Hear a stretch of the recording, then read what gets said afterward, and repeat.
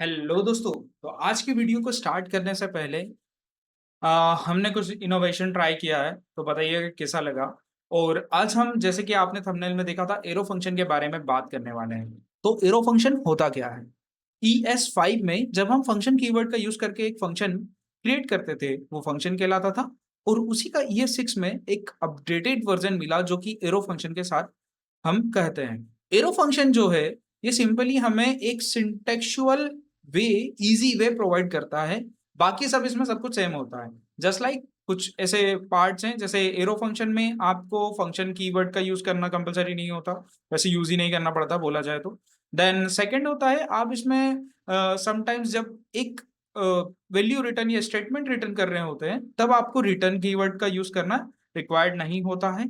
आप without parenthesis या without curly bracket को यूज करे भी, जिसे हम फंक्शन बॉडी बोलते हैं, इसका यूज कर सकते हैं। और सम टाइम्स कुछ कंडीशन में आप उसका जो सिंगल ब्रैकेट जिसमें हम पैरामीटर पास करते हैं, उसे भी स्किप कर सकते हैं। तो बढ़ते हैं हमारी वीडियो के साथ।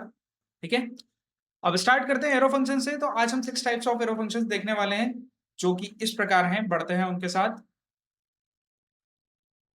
पहला होता है no parameter function. No parameter, जिसके नाम से ही हमें समझ आ रहा है कि इसमें कोई पैरामीटर पास नहीं होता। और आपको एरो फंक्शन पता है तो हम उसमें एक सिंगल ब्रैकेट्स का यूज करते हैं। तो सिंगल ब्रैकेट में जब कुछ नहीं पास करते तो वो नो पैरामीटर फंक्शन कहलाता है। सिंगल पैरामीटर फंक्शन, यहाँ पे हम सिंगल ब्रैकेट्स के अंदर जब एरो फंक्शन यूज कर रहे होते हैं तो कुछ पास करते हैं।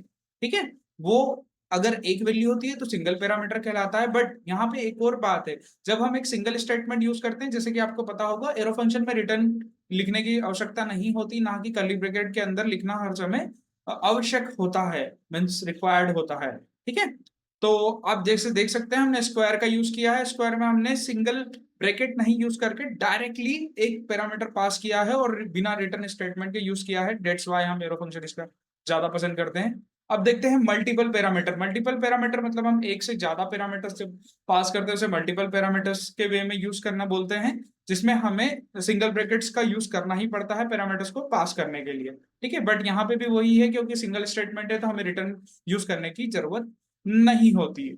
मल्टीपल स्टेटमेंट, जब हम मल्टीपल स्टेटमेंट्स को यूज करते हैं, तब हमारे पास एक रिक्वायरमेंट आती है कि हमें उसकी बॉडी जो होती है, फंक्शन बॉडी, उसमें हमें रिटर्न यूज करना पड़ता है जब मल्टीपल स्टेटमेंट यूज करते हैं। उसके बाद हम देखेंगे तो रिटर्निंग ऑब्जेक्ट, एक ऑब्जेक्ट रिटर्न करते हैं, तो ये वो कहलाता है। देन उसके बाद आता है हायर ऑर्डर फंक्शंस या कॉलबैक फंक्शन। तो आप देख सकते हैं, जैसे कि हम यूज करते हैं, हमारा जब मैप यूज करते हैं, उसमें इस तरीके से होता है। Thank you.